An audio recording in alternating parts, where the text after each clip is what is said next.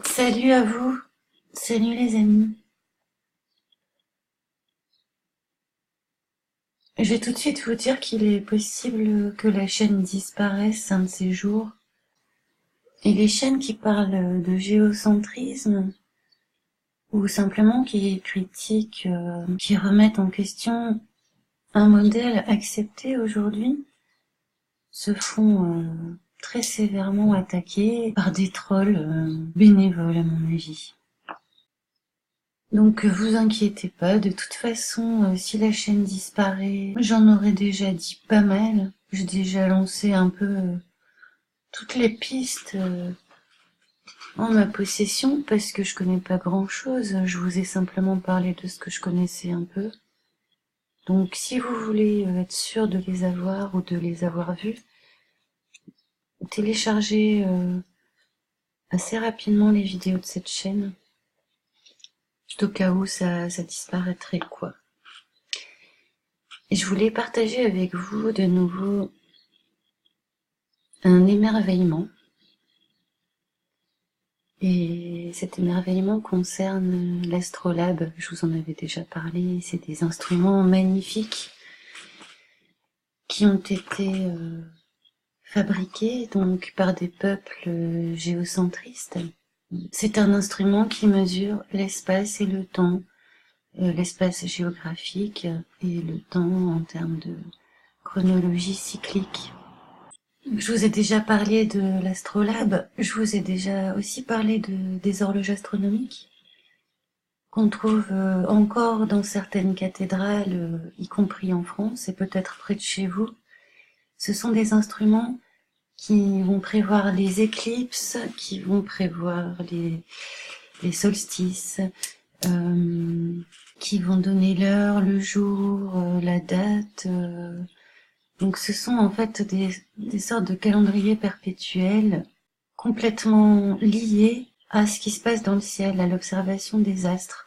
Et donc, par exemple, les horloges astronomiques, ce sont des instruments qui à la fois prédisaient les phénomènes célestes et permettaient de calculer automatiquement les dates des fêtes religieuses, pour que les fêtes religieuses collent exactement à la date requise en fait. Eh bien, ces grands cercles de la sphère ont d'abord été inventés justement pour se créer des points de repère sur la sphère céleste et ensuite ont été projetés sur la Terre. Inox, par exemple. Eh bien, ces grands cercles de la sphère ont d'abord été inventés justement pour se créer des points de repère sur la sphère céleste et ensuite ont été projetés sur la Terre. C'est pour ça qu'on retrouve les mêmes cercles, mais au niveau du globe terrestre.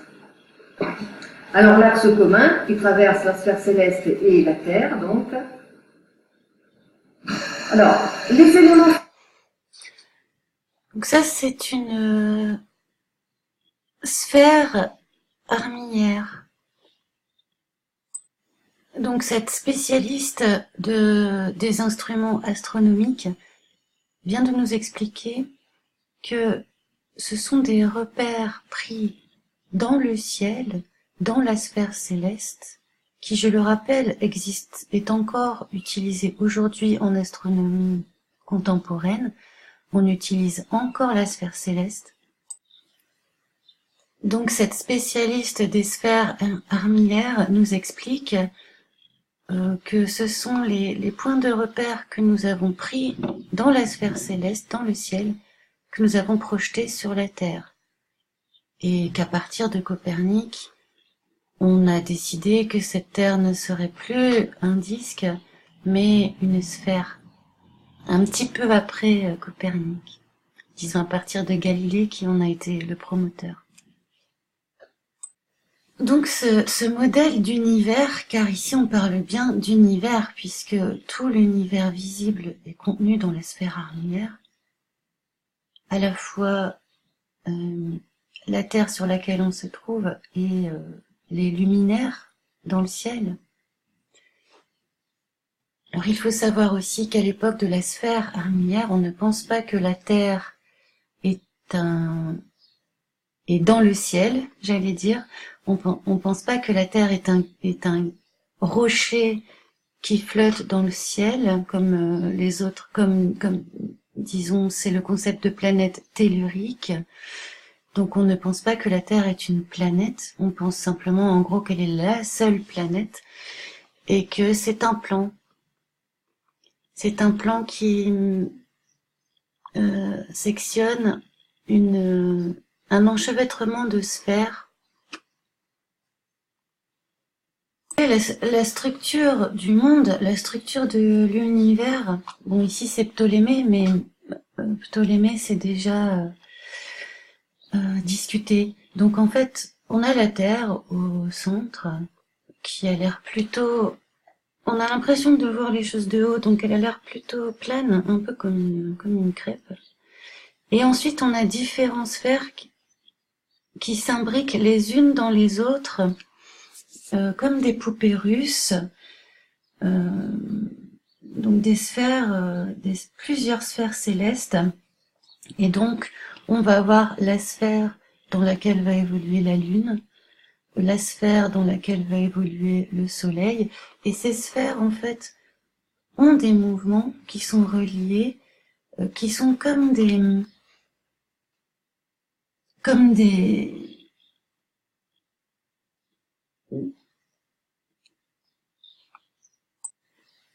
mécanismes qui s'enchâssent les uns dans les autres et dont Dieu serait le premier moteur, ou alors le dernier moteur, parce qu'il faut bien un moteur premier, une cause première pour déclencher un mouvement, même si d'autres mouvements derrière peuvent s'imbriquer les uns dans les autres. Il y a tout de même un mouvement premier qui doit être imputable à une force, ou à quelqu'un en l'occurrence, puisqu'il s'agit de Dieu.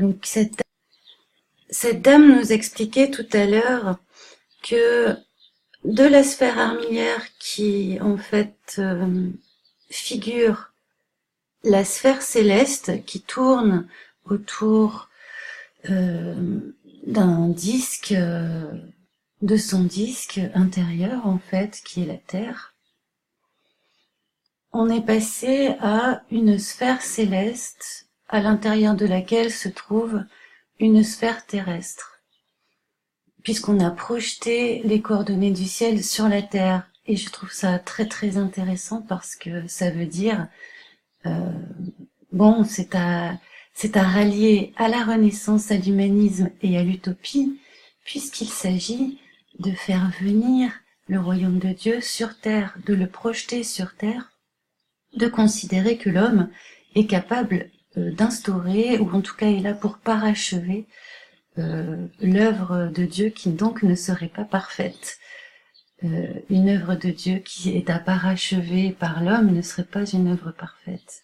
Mais c'est en fait, on va dire, le point de départ des idées progressistes, humanistes de la Renaissance, qui refont vivre au goût du jour des philosophes antiques qui allaient déjà dans ce sens-là, ou qui ont inventé aussi des philosophes antiques, puisqu'on sait que certains philosophes antiques seraient des personnages inventés à la Renaissance.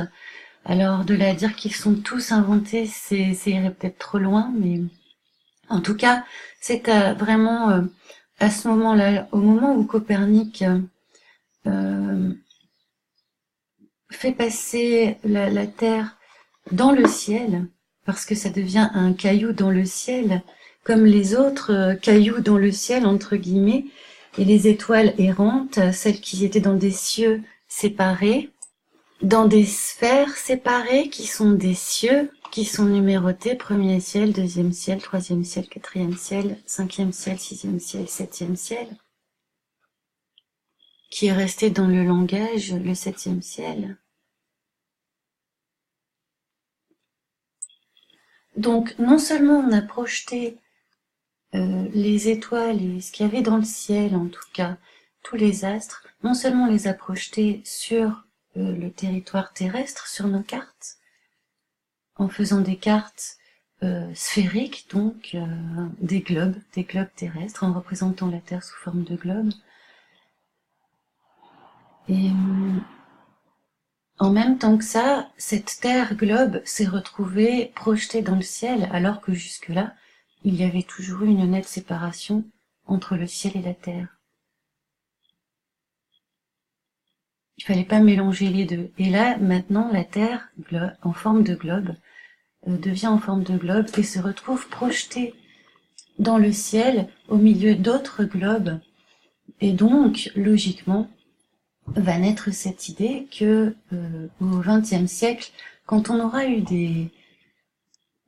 pris pour des preuves les images que les agences gouvernementales auront mises sous nos yeux depuis l'enfance, une fois qu'on aura compris que la Terre est un globe qui est comme les autres en fait, dans le ciel, c'est-à-dire que nous serions le ciel d'autres planètes, ça c'est tout à fait nouveau, naît l'idée qu'il peut y avoir d'autres habitants aussi sur d'autres planètes. Et naît l'idée aussi d'univers infini, alors qu'avant nous étions dans un système clos. Donc je vais conclure assez rapidement. Aujourd'hui, il est encore fait un usage pédagogique de la sphère armillaire pour expliquer les mouvements du Soleil et de la Lune dans le ciel en fonction des saisons et de la latitude. L'observateur s'imagine sur un plan horizontal au centre de la sphère que l'on fait tourner autour de l'axe polaire. Le ciel fait le tour de la Terre en un jour sidéral, si bien que le Soleil qui fait son tour en 24 heures, blablabli. Donc voilà, pour rendre compte de ce qu'on voit, il faut s'imaginer sur une Terre plate, c'est-à-dire que, encore une fois, tout se passe comme si nous étions sur une Terre plate. Alors maintenant, peut-être qu'on n'est pas sur une Terre plate, mais que, effectivement, comme il est dit ici, ce sont nos perceptions qui nous font croire que nous sommes sur un disque au milieu d'une sphère. Eh bien, je dirais que de toute façon, la question qu'il faut se poser, c'est peut-on aller plus loin que nos perceptions? Si nos perceptions nous amènent à devoir nous imaginer sur un plan horizontal, c'est peut-être parce qu'il y a une coïncidence entre nos perceptions et la réalité.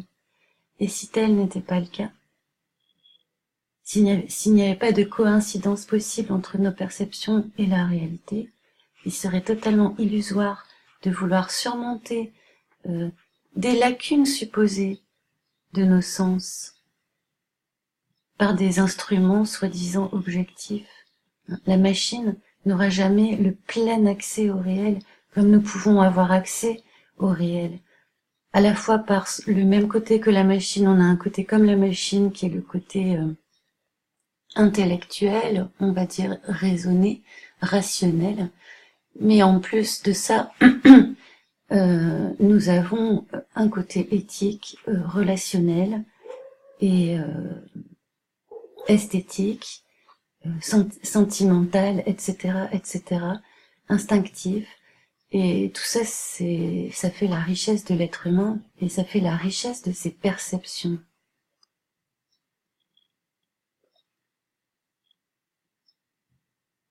N'est-il pas illusoire de vouloir voir au-delà de nos perceptions? C'est le projet de la science actuelle qui est dans la lignée, en fait, pythagoricienne, galiléenne, einsteinienne, qui dans cette lignée-là va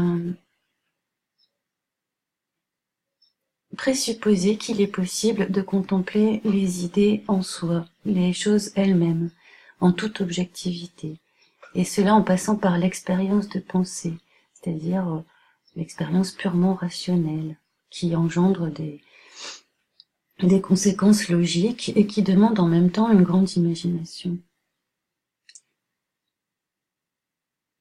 et donc qui nous font décoller du réel, nous éloigner du réel, alors que l'idée de départ était de s'en rapprocher. On s'éloigne du réel volontairement, pensant approcher les idées en elles-mêmes, les choses en soi, ce qui est une illusion supplémentaire en réalité. Résumer le monde, résumer le réel au monde, résumer le réel à ce qui est visible, ça c'est un écueil.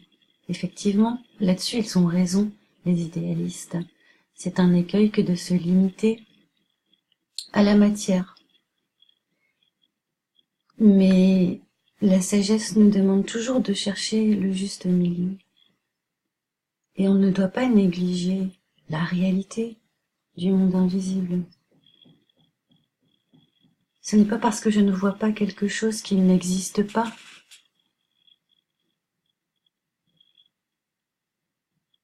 Ce n'est pas parce que je ne connais pas quelque chose qu'il n'existe pas. Ce n'est pas parce que j'ignore quelque chose que ce n'est pas vrai. Et tout ça, c'est un chemin de maturité que nous allons devoir, j'ai l'impression, réinvestir. Alors, ce qui s'est passé, c'est que jadis, il y avait peu de gens instruits, nous dit-on.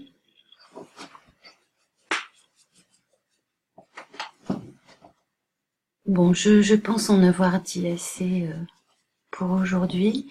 Et donc, ne vous inquiétez pas si la chaîne disparaît contre mon gré, ou d'ailleurs selon mon gré, je dirais, parce que elle est pas destinée à durer de toute façon. Mais ne vous inquiétez pas, on se retrouvera d'une manière ou d'une autre. En attendant la prochaine vidéo, vous pouvez essayer de lire par exemple des lettres que Galilée a écrites à ses contemporains dans un recueil qui s'appelle Lettres coperniciennes. Vous pouvez lire aussi, lire quelques lignes des révolutions des sphères célestes de Copernic, qui est traduit dans pas mal de langues et disponible en PDF. Donc comme son nom l'indique, cela explique l'imbrication de sphères les unes dans les autres. Et il n'est jamais question, je le répète, dans le système de Copernic, ni même chez Galilée, il n'est jamais question de remettre en cause l'existence de Dieu, mais très très loin de là, quoi. Ce sont des gens religieux qui ont mis ce système au point. Donc, mais voilà, j'arrête là et je vous embrasse. À bientôt.